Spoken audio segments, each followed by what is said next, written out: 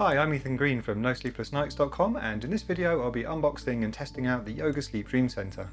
It has 26 different sounds to choose from, a customisable nightlight and a couple of useful features for sleep.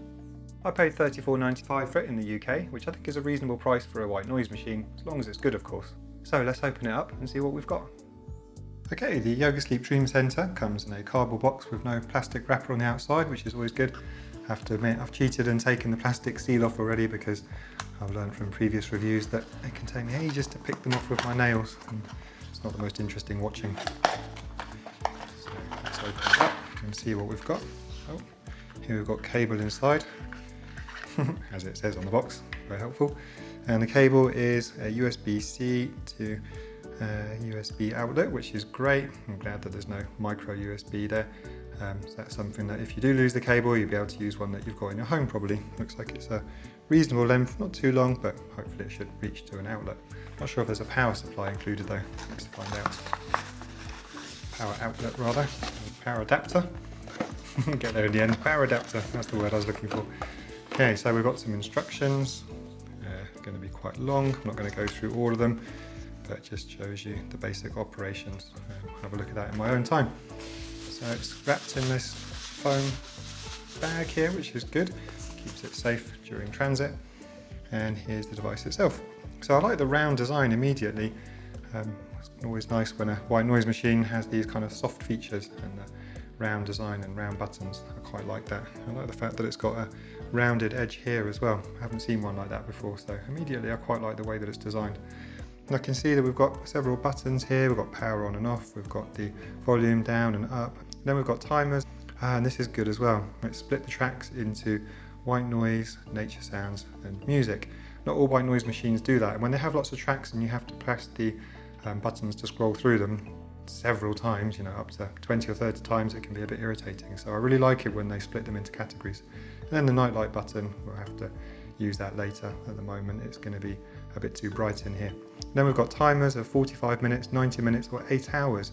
And I know from researching this one before I bought it that this is a very unique feature of this one. And I like that. A lot of them just have 1 to 3 hours or 1 all the way up to 9 hours, but I don't think it's really necessary. So having 45, 90 minutes or 8 hours I think is a really good option. So the speaker is upward facing and it's quite heavy as well actually for a white noise machine. Not the heaviest by any means, some of them are much heavier, but it's also not one of the lightest and not one of the smallest, but that gives me some optimism that the speaker itself is going to be good, because a lot of white noise machines that I review have very, very small speakers and you know they're very lightweight and flimsy and they don't have very good sound production. So yeah, it's going to be interesting to test this one out and see what it's like.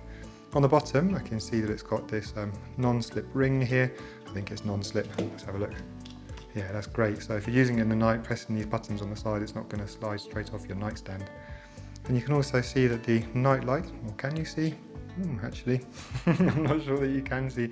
I was thinking the nightlight was going to come from around here as well, but I can't actually tell until I turn it on. Okay, so we're all plugged in. Let's have a listen to the sounds. It's going to take a while because there's so many of them, so if you're not interested in those, skip forward a minute or two. I'll play the white noise sounds first, and then the nature sounds, and then the music tracks.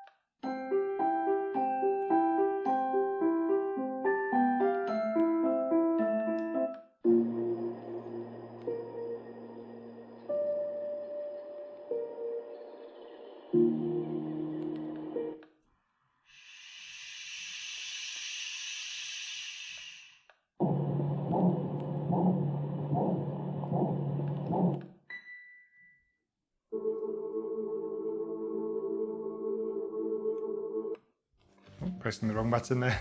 Okay, so there's the sounds. The speaker's actually quite impressive so far. I'm quite impressed by just the depth of the speaker and the fact that it actually has a little bit of bass in there, which is quite unusual for smaller and not too expensive white noise machines. As for the sound options, I really like the fact that there were so many to choose from. It's great to have a mixture of white noise and fan sounds, and then a range of nature sounds to choose from. You know, some people like rain, some people like running water, or the bird song in the forest. I think it's good to have those options. And I like the fact that there's different music tracks as well. And some of them I haven't heard on other white noise machines, and they do tend to be quite repetitive, but you know, Twinkle Twinkle Little Star was thrown in there as well, which seems to be a fan favourite with white noise machines. But overall, I was quite impressed by what I listened to there. Okay, the final feature to talk about before I test it for a few days is the nightlight. So let's turn it on and see where the light actually comes from. There we go, it's a ring around the top of the device, not the underside as I thought earlier. So it's going to be an interesting one to see in the dark because it can cycle through different colours. So I'll do that in a second, go through to a dark bedroom and you can have a look at the nightlight yourself. After filming the previous section, I had a play with the nightlight and I've got a good idea of how it works now. You can see here that I have to hold down the nightlight button to cycle through the spectrum of colours, and it's really slow. I would have preferred it if you could just press the button to change the colour. On the positive side, I do like the fact that there are multiple colours to choose from. Some people will like the warm red, while others might prefer a cool blue. It's not very bright though, and you can't adjust the brightness, which may or may not be a good thing.